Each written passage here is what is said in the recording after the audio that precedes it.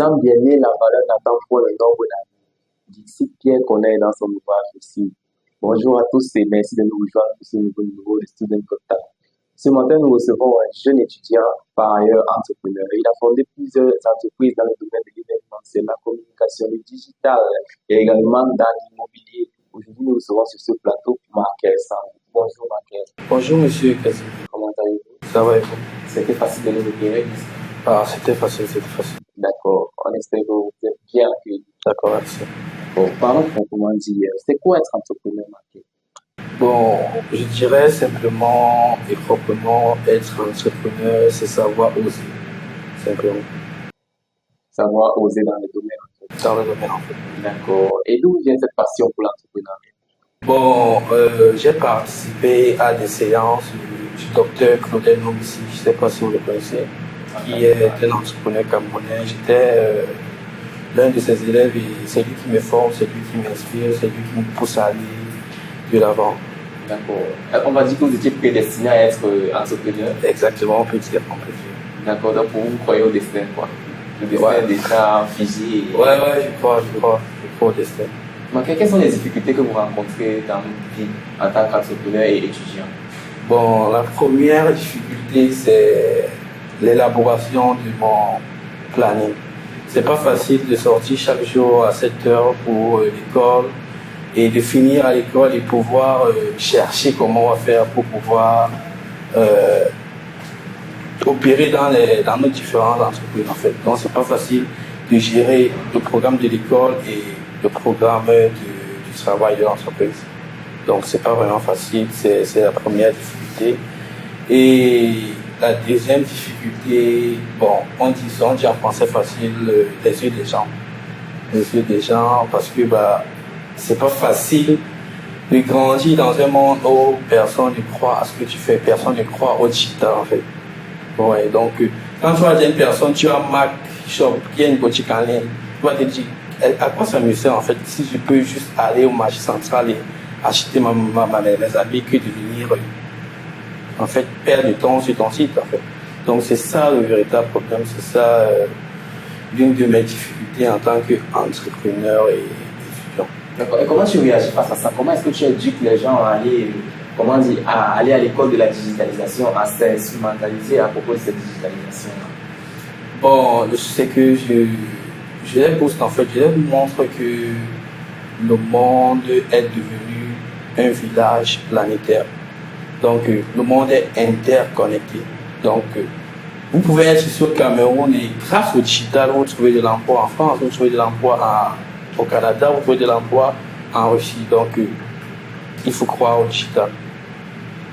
Donc pour vous, il faut croire au digital. Oui, il faut croire au digital. Si tu dois les pousser à croire au digital, ils doivent croire au digital. Quelles sont les astuces que vous utilisez pour les pousser à croire à ce digital-là, au pouvoir du digital?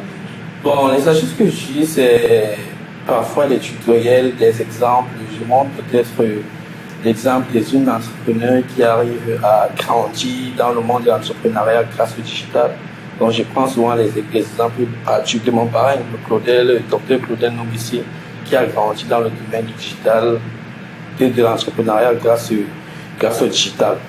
D'accord. Et comment est-ce que vous faites pour éduquer la femme, comment dire, rurale, donc celle qui n'est pas allée à l'école en fait, à s'accoutumer du digital? Comment utiliser le digital? Comment je vais éduquer, c'est ce que vous dites, comment je vais éduquer la femme qui n'est pas allée à l'école à aller dans le digital? Bon, je suis en train de fonder une entreprise qui s'appelle Mac App. Mac App est une entreprise digitale qui conçoit des applications. Et présentement, je suis en train de concevoir une application qui s'appelle Digital Boost. Digital Boost, c'est une application qui va réduire les arnaques. Donc, quand je m'en vais chez une fille qui n'a pas fréquenté, chez des personnes qui n'ont pas fréquenté, je dis comment réduire les problèmes de succession chez les Bamileke. Et elle me dit comment. Je dis peut-être avec l'application Digital Boost. Elle me dit comment.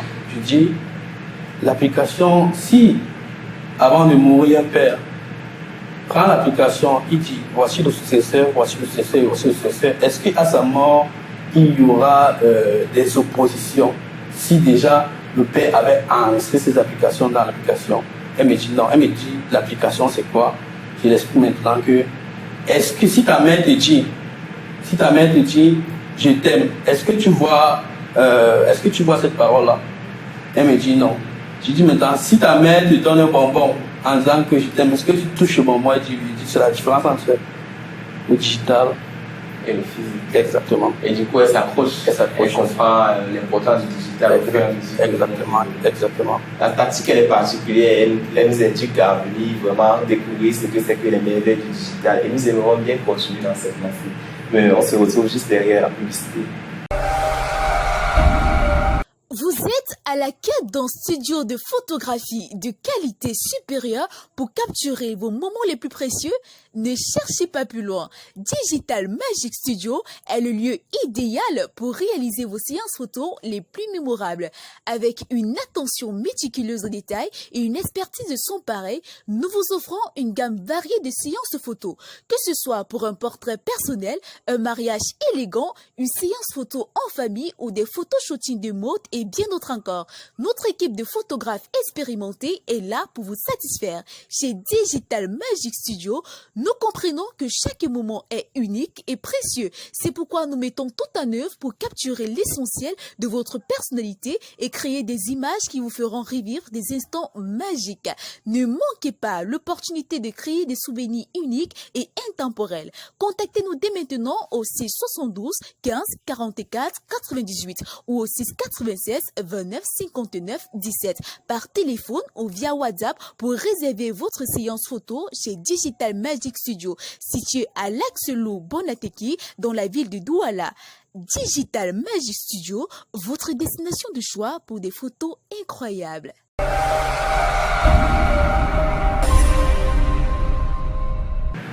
Nous sommes toujours en compagnie de Marquez Sangou, notre invité du jour, le Student Got Talent aujourd'hui, qui partage avec nous ses passions et son parcours entrepreneurial. Parlons de parcours, Marquez. Comment est-ce que tu es arrivé dans le monde entrepreneurial? Bon, déjà en 2020, quand j'ai réussi à mon baccalauréat A4, la première fois je passe au concours UCAC. UCAC c'est à Yaoundé. Donc je m'insère et je m'inscris à la faculté des sciences économiques. J'ai fait première année et du coup je commence à être intéressé parce qu'au début ce sont mes parents qui m'ont forcé à aller là-bas. Sincèrement, ce sont mes parents qui m'ont forcé à aller là-bas. Quand je quittais le collège à Yaoundé, j'étais passionné par la philosophie. Tout pour moi c'était Emmanuel Kant, Aristote. Mon père m'a dit ça ne sert à rien, il va faire sciences économiques. Du coup, je suis allé comme ça, j'étais pas passionné, j'ai commencé à aimer l'entrepreneuriat, j'ai commencé à aimer l'économie, j'ai commencé à aimer le commerce. Donc, c'est comme ça que la passion de l'entrepreneuriat. C'est comme ça que c'est. Quelles compétences avez-vous développées grâce à vos entreprises? L'infographie, l'audiovisuel et le développement web. Oui, ça vous a appris quelles compétences en fait? Bon, je suis infographe, donc j'ai acquis cette compétence en infographie, en développement web, en community manager, en social manager, bref. Et quel est l'obstacle le plus grand que vous avez eu à rencontrer dans votre carrière? Mon père. Le papa, il n'était pas toujours d'accord avec les choix. Exactement. Mon père me dit, mais attends, tu ne vois pas tes jeunes. Tu pars où? Qu'est-ce que tu veux? Mais attends, qu'est-ce que tu manques en fait? Pourquoi tu veux courir? Il m'a dit, à force de vouloir courir, tu vas aller entrer dans des choses qui ne sont pas bien pour toi. Mais je dis, papa, laisse. Je crois en moi. Donc, c'est comme ça. Mon père est le principal obstacle de ceci. Et comment vous avez pu pour changer cet obstacle-là avec papa qui était au début de votre obstacle? Et je suppose qu'il vous soutient. Oui. La transition, là, ça s'est fait comment? Bon, vous savez, mon père était un vieux, donc il ne croyait pas au digital. Ouais. Donc je l'ai poussé à croire au digital. Et c'était lors des mariages. C'était lors des mariages de son petit frère. Il me dit, ils sont en train de discuter, il me dit, comment on peut faire la communication de ceci? Est-ce qu'on va afficher des affiches partout dans les camions pour communiquer l'événement? Il dit, papa laisse, on va utiliser les réseaux sociaux, on va utiliser TikTok, on va utiliser Facebook. Et il s'est rendu compte que plusieurs personnes qui contactaient pour l'événement provenaient de ces réseaux-là, des réseaux dont j'ai cité. Du coup, il a dit, bon, ce petit-ci, il avait raison. C'est ainsi que la baguette magique de l'affaire opérée. Exactement. Et ensuite il s'est ouvert à vous. Quoi. Exactement. Et aujourd'hui, il vous soutient dans votre activité. Oui, aujourd'hui, il me soutient, même l'un de mes actionnaires. Il me soutient. Donc, en plus d'être quelqu'un qui croit en vous, il a été également quelqu'un qui investit dans vos activités. Exactement, exactement. Quel est le grand avantage que vous rencontrez, que vous avez en tant qu'entrepreneur étudiant? Bon, l'avantage c'est que premièrement, je ne suis pas encore grand, mais je me promène déjà avec les grandes personnes. Donc, je n'ai pas encore atteint un niveau, mais je n'ai pas encore atteint un niveau où je dois marcher avec des vrais entrepreneurs, où je dois participer à des vraies conférences, à des vraies réunions. Mais grâce à cela, grâce à mon entreprise, je me promène avec des entrepreneurs, je participe à des conférences vraiment. Qu'est-ce qui vous motive à continuer dans ce domaine de l'entrepreneuriat? Mon père. Encore? C'est mon père qui me motive. Chaque jour, il me dit, maman, comment ça se passe? Je dis, bon, papa, j'ai envie d'abandonner. J'ai envie de tout liquider. J'ai envie de tout abandonner. Il me dit, ne tente pas. Sinon, tu vas me remettre mon argent. Et c'est ça qui continue, c'est ça qui me motive en fait. Journalièrement, c'est ça qui me motive. Vous avez des petites astuces que vous pouvez partager avec nous pour mieux gérer une journée de travail, remplie de stress, parce que je sais que vous les entrepreneurs, vous stressez beaucoup. Premièrement, c'est qu'il faut avoir une copine qui va vous aider. Ah ça c'est le grand secret. Premièrement, il faut avoir une copine ou un copain qui va vous aider dans votre démarche. Deuxièmement, il faut pas être trop rigoureux, il faut aussi être détraqué. Donc, il faut être un entrepreneur, pas trop voyez. Donc, c'est un peu ça. D'accord. On peut avoir le détail du journée du travail de Max Samou, dans quel salon? Oui, vous pouvez avoir. Donc, dès que je finis à l'école, j'arrive chez mes partenaires, on discute, on essaye d'élargir un plan de communication, puisque nous n'avons pas encore atteint notre autonomie au niveau de la communication digitale. Donc, on essaie d'élaborer ces différentes stratégies et puis c'est tout. D'accord. Et l'échec, vous avez déjà connu l'échec à l'entrepreneuriat? Ouais, j'ai déjà connu l'échec. Comment vous faites pour surmonter cet échec? Je continue, je persévère simplement et je crois en moi. Je me dis qu'un jour ça va aller. Quel conseil donneriez-vous à ceux qui aimeraient également être entrepreneurs? Bon, le conseil que je vais donner au futur, à ceux qui veulent être entrepreneurs, c'est qu'ils doivent oser. J'ai dit tout à l'heure que c'est parce que j'osais que je suis devenu entrepreneur, donc ils doivent oser. Et ils doivent écouter les gens, ils doivent être focus dans ce qu'ils veulent. Si jamais vous avez choisi entre vos études et le monde entrepreneurial, que vous choisissez? Bon, je choisis le monde entrepreneurial. Bon, il a fait 15 ans d'études. Ça, c'est clair. Donc, du coup, le business, c'est la priorité désormais. Mais est-ce que vos études vous aident à entrer dans ce monde? C'est ma priorité. Quelle est votre plus grande réussite dans votre parcours? Ma plus grande réussite, c'est Mac Foundation. Mac Foundation qui vient de naître, en fait. Parce que avant j'étais un infographe. Je n'avais pas encore l'entreprise, mais aujourd'hui, je peux dire que je suis fier d'être aujourd'hui le PDG de Mac Foundation. Aujourd'hui, le PDG de structure, donc ça fait sa grande fierté. On est content de le savoir et merci d'encourager la jeunesse. Si vous avez le pouvoir de changer le monde, changez quoi? La mentalité des Africains. Pourquoi la mentalité? Bon, je dirais que les Africains, je ne veux pas dire les Africains, comme si je veux dire la population, tout le monde. L'être humain est un être égoïste. Et s'il fallait que vous changer cet égoïsme, vous allez le remplacer par quoi? L'humilité. D'accord. Nous sommes contents de savoir que vous êtes humble comme nous ici sur ce plateau. Vous avez un rêve, n'est-ce pas? Oui, mon rêve, avant, c'était d'être sénateur. C'était mon rêve. Il est toujours en cours le rêve? Non, il n'est plus en cours. Et pourquoi est-ce qu'il est sorti du champ, en fait, de votre vision? Parce que je me suis rendu compte que être sénateur n'était pas un monde pour moi. Que je pourrais être mieux d'être, c'est ce que je veux dire. Vous avez des petites anecdotes sur vous? lorsque vous étiez là, une petite histoire marrante que vous aimez bien partager, avec nous. Ouais. En fait, quand je faisais 5e, je n'aimais pas sport école et. Vous n'aimez pas beaucoup d'école, Ouais. Et pourquoi ça? Bon, il y avait la mauvaise compagnie et du coup, on a remis les bulletins. Dès qu'on me remet les bulletins, ma mère me dit où est ton bulletin? J'avais échoué 6 de moyenne. Du coup, qu'est-ce que j'ai fait? J'ai pris le correcteur, j'ai barré 6 de moyenne et j'ai écrit au stylo 10 de moyenne et j'ai photocopié le bulletin. C'est génie! Je me disais qu'en photocopiant ce bulletin-là, ma mère devait se rendre compte que j'ai vraiment dit loin, mais elle n'était pas bête. Elle a réussi à m'avoir et elle m'a amené à l'école. Du coup, c'est même ça qui m'a fait changer, c'est même ça qui m'a aimé. C'est même ça qui m'a amené à aimer l'école parce que j'aime pas l'humiliation. Elle m'avait humilié, du coup, je me suis dit, plus jamais, je peux plus. D'accord, vous êtes revenu sur le droit chemin. Exactement. Est-ce que vous avez des expériences à partager? Est-ce que vous avez des conseils à nous dire passer également qui passent par ces troubles-là, ces troubles de l'enfance?